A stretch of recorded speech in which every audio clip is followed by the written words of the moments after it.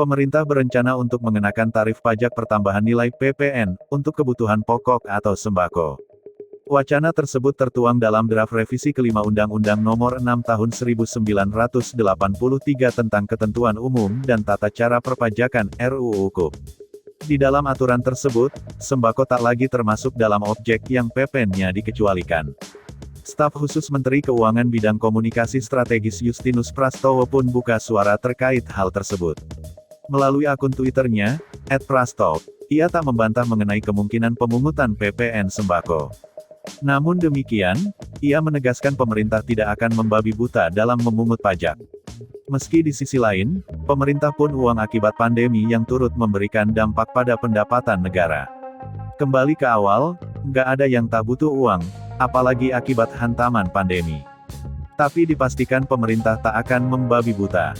Konyol kalau pemulihan ekonomi yang diperjuangkan mati-matian justru dibunuh sendiri.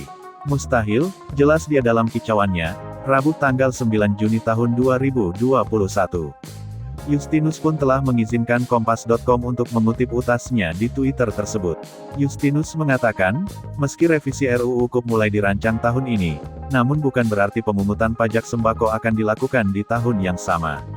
Di masa pandemi, pajak diarahkan sebagai stimulus, artinya, penerimaan negara tertekan, di sisi lain belanja negara meningkat tajam.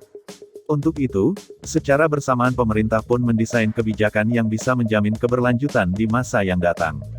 Penerapan pungutan atas PPN sembako untuk beberapa barang dan jasa yang sebelumnya dikecualikan pun menunggu ekonomi pulih secara bertahap.